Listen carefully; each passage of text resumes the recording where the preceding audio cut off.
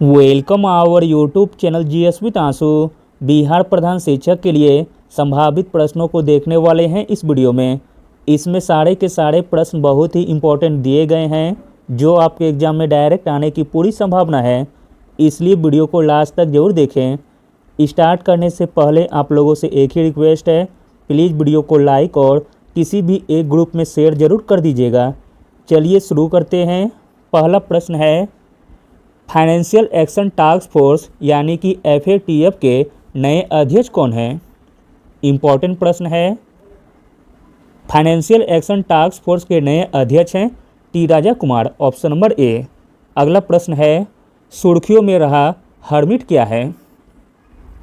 सुर्खियों में रहा हर्मिट है स्पाईवेयर, ऑप्शन नंबर सी। सुर्खियों में रहा हर्मिट एक स्पाईवेयर है जिसने इटली और कजाकिस्तान में आईफोन और एंड्रॉयड उपकरणों को लक्षित किया था। अगला प्रश्न देखते हैं, कौन सा वन्यजीव अभयारण्य भारत का पहला डार्क स्काई रिजर्व का स्थान होगा? मोस्ट इंपॉर्टेंट प्रश्न है। भारत का पहला डार्क स्काई रिजर्व का स्थान होगा चांगथांग वन्यजीव अभयारण्य, ऑप्शन नंबर ए। चांगथांग वन्यजीव अभयारण्य जो कि लद्दाख में स्थित है। अगला प्रश्न देखते हैं, हाल ही में चर्चा में रही वर्धा नदी किस नदी की सहायक नदी है? वर्धा नदी सहायक नदी है तुंगभद्रा नदी की, ऑप्शन नंबर बी। वर्धा नदी तुंगभद्रा नदी की एक सहायक नदी है जो कर्नाटक में प्रस्तावित बेतवा वर्धा नदी जोड़ परियोजना का हिस्सा है। अगला प्रश्न देखते हैं, संयुक्त राष्ट्र लोक सेवा दिवस कब मनाया जाता है? संयुक्त राष्ट्र लोक सेवा दिवस मनाया जाता है 23 जून को। अगला प्रश्न है, ओशिनिक सिटी नाम का एक तैरता हुआ शहर किस देश में स्थापित किया जाना है? तो दोस्तों इसे स्थापित किया जाएगा दक्षिण कोरिया में। संयुक्त राष्ट्र ने ओशिनिक्स नामक विश्व के पहले तैरते शहर की घोषणा की है जो दक्षिण कोरिया के बुसान शहर के तट पर स्थापित होगा। अगला प्रश्न है, किस वैश्विक संस्थान ने 600 बिलियन डॉलर की वैश्विक अवसंरचना योजना शुरू की है? तो दोस्तों वह संस्था का नाम है G7, ऑप्शन नंबर सी। अगला प्रश्न है, EIU ग्लोबल लिविबिलिटी इंडेक्स के अनुसार विश्व का सबसे अधिक रहने योग्य शहर कौन सा है? इम्पॉर्टेंट प्रश्न है। विश्व का सबसे अधिक रहने योग्य शहर है वीना, ऑप्शन नंबर बी। अगला प्रश्न है, India's booming gig and platform economic शीर्षक से एक रिपोर्ट किस संस्थान द्वारा जारी किया गया है? तो दोस्तों वह संस्थान का नाम है NITI Aayog. India's booming gig and platform economy शीर्षक से एक रिपोर्ट जारी किया गया है नीति आयोग के द्वारा। अगला प्रश्न देखते हैं, बहुराष्ट्रीय शांति रक्षा अभ्यास एक्स खान क्वेस्ट 2022 किस देश में आयोजित हुआ था? बहुराष्ट्रीय शांति रक्षा अभ्यास एक्स खान क्वेस्ट 2022 आयोजित हुआ था मंगोलिया में, ऑप्शन नंबर सी। अगला प्रश्न है, किस देश ने SCO देशों के लिए सॉलिडेरिटी 2023 नामक संयुक्त सीमा अभियान आयोजित करने का प्रस्ताव रखा है? तो दोस्तों वह देश है चीन, ऑप्शन नंबर बी। अगला प्रश्न है, किस संस्थान द्वारा पेमेंट्स विजन 2025 शीर्षक से एक रिपोर्ट जारी की है?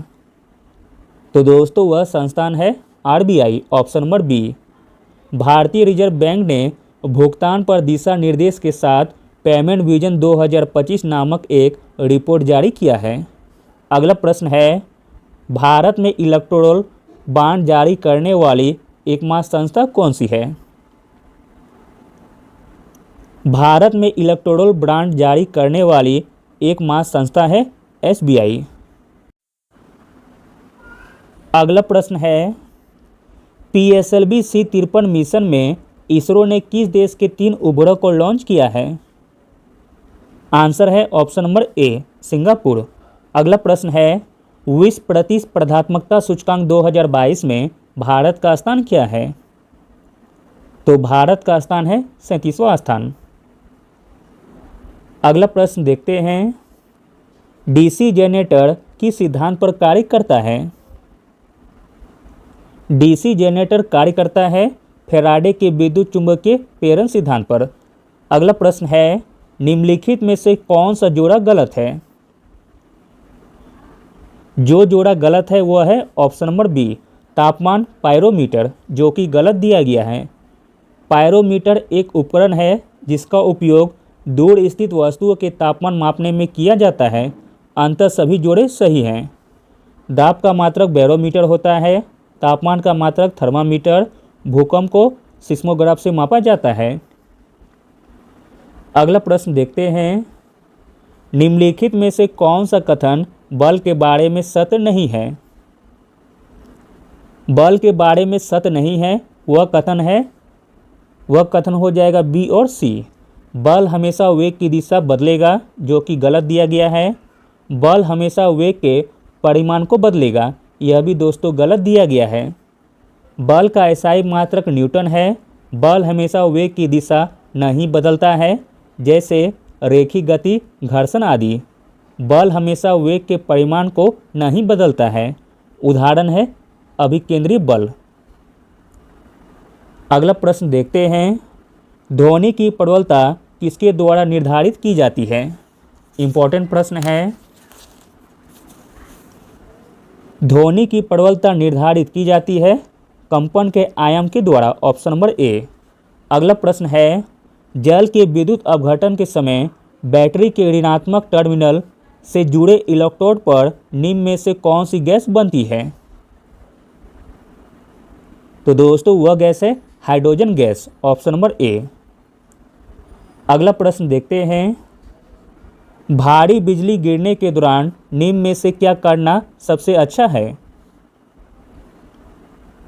भारी बिजली गिरने के दौरान सबसे अच्छा है घर के अंदर धातु के दरवाजों या खिड़कियों से दूर रहना चाहिए।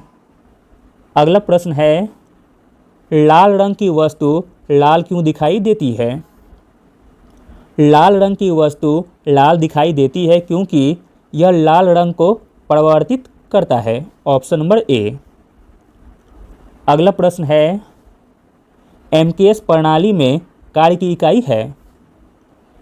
एमकेएस प्रणाली में कार्य की इकाई है जूल, ऑप्शन नंबर सी। अगला प्रश्न है, प्रतिरोध के दो तार R1 तथा R2 समांतर क्रम में जुड़े हुए हैं, संयोजन का तुल्य प्रतिरोध क्या होगा? आंसर हो जाएगा option number C, R1 into R2 by R1 plus R2।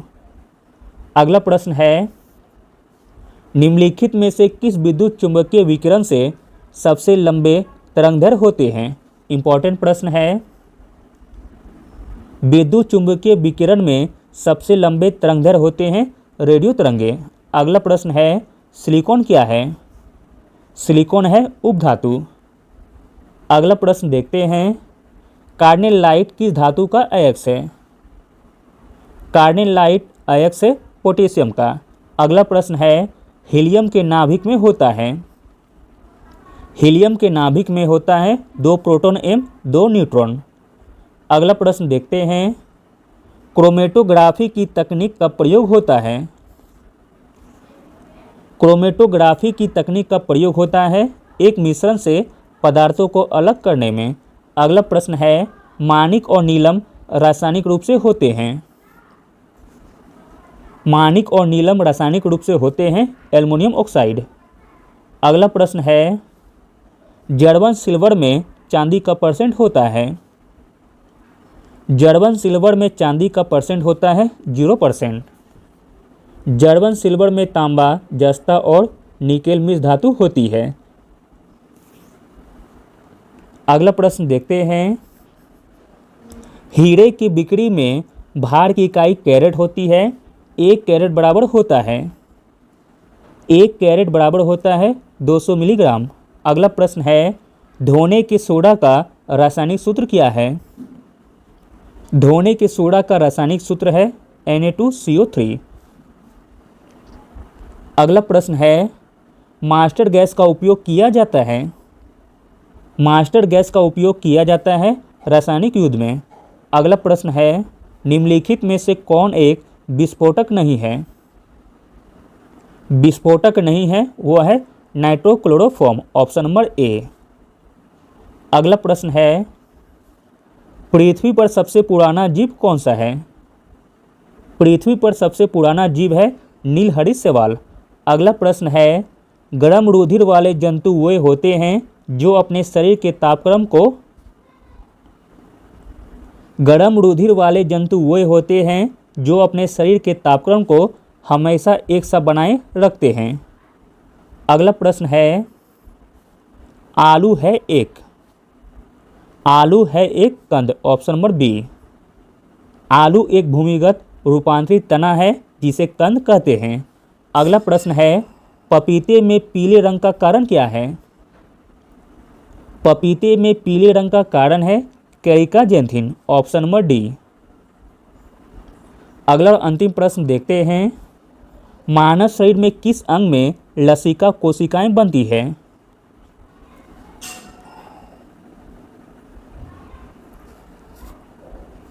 मानव शरीर के जिस अंग में लसिकाएं कोशिका बनती है वह है दीर्घ अस्थि में, option number D. Thank you.